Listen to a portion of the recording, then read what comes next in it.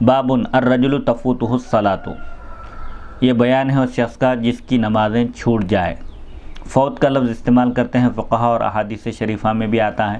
کیونکہ مومن نماز کو ترک نہیں کر سکتا، چھوڑ نہیں سکتا، مومن سے نماز چھوٹ جاتی ہے۔ اس سے نماز کی اہمیت کا اندازہ لگایا جا سکتا ہے کہ نماز ایسا محترم بشان فریضہ ہے کہ نماز قطعاً نہیں چھوڑنا چاہیے۔ نماز کا اہتمام، اسی لیے اول وقت نماز ادا کرنے کو سب سے پسندیدہ عمل قرار دیا گیا۔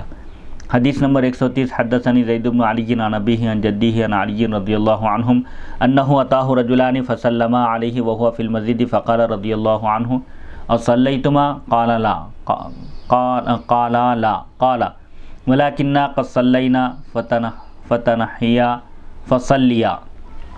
ولیؤم احدکما صاحبہ ولا اذان علیکما ولا اقامت ولا تطوع حتی تبدأ بالمکتوبۃ۔ امام زید بن علی رضی اللہ عنہ اپنے والد کے حوالے سے، اپنے دادا کے حوالے سے حضرت علی رضی اللہ عنہ کا یہ بیان نقل کرتے ہیں، دو شخص آپ کے پاس آئے اور انہوں نے سلام کیا اس حال میں کہ آپ مسجد میں موجود تھے، اس وقت آپ مسجد میں تشریف فرما تھے۔ حضرت علی رضی اللہ عنہ نے پوچھا ان دونوں سے،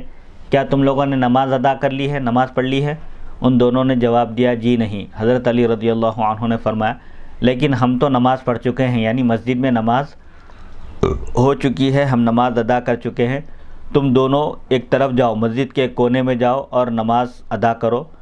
تم میں سے ایک اپنے ساتھی کو نماز پڑھائے، یعنی جماعت بنا کر دونوں مسجد کے کونے میں جہاں نماز ادا کی گئی ہے پہلے، وہاں نہیں، اس سے ہٹ کر مسجد کے کونے میں نماز قائم کرو، جماعت بناؤ، ایک شخص امامت کرے اور دوسرا اس کی اتباع میں نماز پڑھے۔ تم دونوں پر اذان دینا لازم نہیں ہے، کیونکہ اذان ہو چکی ہے، نماز ہو چکی ہے، وہی اذان کافی ہے۔ البتہ اقامت کہنا لازم ہے، اقامت کہو اور نماز پڑھو جماعت کے ساتھ، اور نہ ہی نفلی نماز پڑھنا لازم ہے، یعنی جو نفل ہے وہ پڑھنے پر ثواب ملے گا، لیکن فرض کا درجہ پہلے ہے، پہلے فرض ادا کرو، جب تک تم فرض ادا نہیں کر لیتے اس وقت تک تم پر نفل نماز ادا کرنا لازم نہیں ہے۔ تو بہرحال اسے معلوم ہوتا ہے کہ اگر کسی کی نماز چھوٹ جائے تو اس کو یاد دلانا چاہیے، اور اگر کوئی نماز پڑھنا بھول جائے تو جب بھی یاد آئے فوراً وہ نماز ادا کر لے، بشرطے کہ وہ مکروہ وقت نہ ہو۔ اسی طرح حضرت علی رضی اللہ عنہ کے اس عمل سے یہ بھی معلوم ہوتا ہے کہ جو مقتدیٰ ہیں، امام ہیں یا بڑے درجے کے ہیں، وہ لوگوں کو امر بالمعروف کرے، بھلائی کا حکم دے اور برائی سے روکے، نمازوں کی تلقین کرے، نماز کے سلسلے میں تبلیغ کرے اور ان کو آگاہ کرے نماز کے بارے میں، جیسے حضرت علی رضی اللہ عنہ نے ان دونوں اشخاص کو فوراً آپ نے نماز پڑھنے کا حکم دیا اور ان کو مسئلہ بھی بتایا کہ اب اذان دینے کی ضرورت نہیں ہے، مسجد کے ایک کونے میں جماعت بنا کر نماز پڑھ لو، اور جب تک فرض ادا نہیں کرتے اس وقت تک نفل یا سنت لازم نہیں ہے، یعنی پہلے فرض کا درجہ ہے، فرض ادا کرو، فرض کے بعد پھر جو سنت مؤکدہ ہے اس کو ادا کرو۔ حدیث نمبر 131، حدثنی زید بن علی عن ابیہ عن جدیہ عن علی رضی اللہ عنہ قال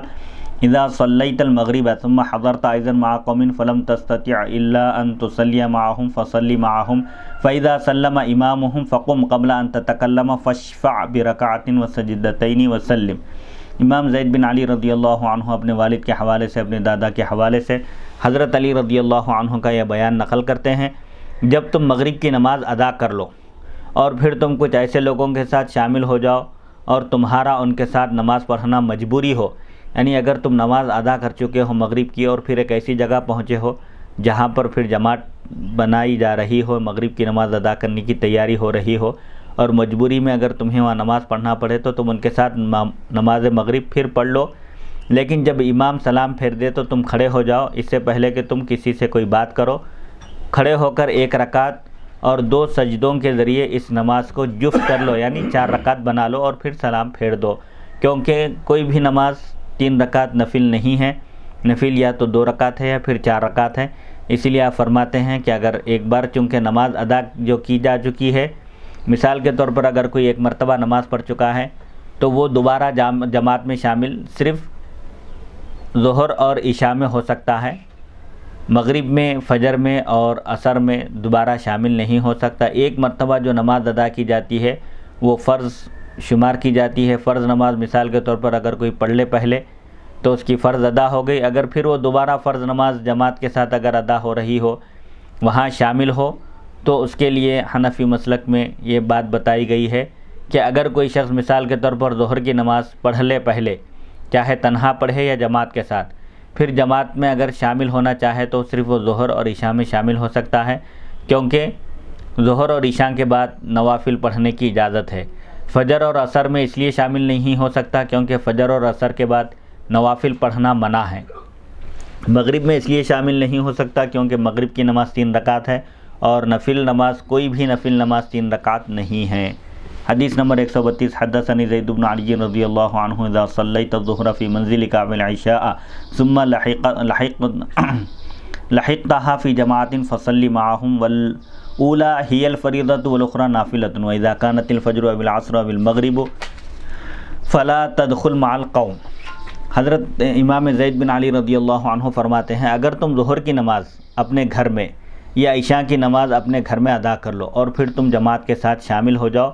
تو ان کے ساتھ نماز ادا کرو، اگر نماز پھر دوبارہ مل رہی ہے جماعت کے ساتھ تو شامل ہو جاؤ، شامل ہو سکتے ہو۔ پہلی ادا کی ہوئی نماز فرض شمار ہوگی اور دوسری نماز نفل شمار ہوگی، یعنی گھر میں جو ادا کیے تھے نماز فرض وہ فرض ہو جائے گی، اب پھر دوبارہ جماعت کے ساتھ شامل ہو رہے ہیں مسجد میں یا جہاں بھی جماعت ہو رہی ہے وہ نفل شمار ہوگی۔ لیکن اگر تم فجر یا عصر یا مغرب کی نماز میں ایسا کرو تو تم لوگوں کے ساتھ شامل نہ ہو، یعنی اگر تم فجر کی نماز گھر میں ادا کر چکے ہو یا عصر کی نماز گھر میں ادا کر چکے ہو یا مغرب کی، اس کے بعد پھر دوبارہ باہر نکلو اور جماعت ٹھہر جائے نماز کا موقع ہو تو مغرب، فجر، عصر، مغرب 3 نمازوں میں شریک نہیں ہو سکتے دوبارہ، البتہ ظہر اور عشاء میں شامل ہو سکتے ہیں۔ باب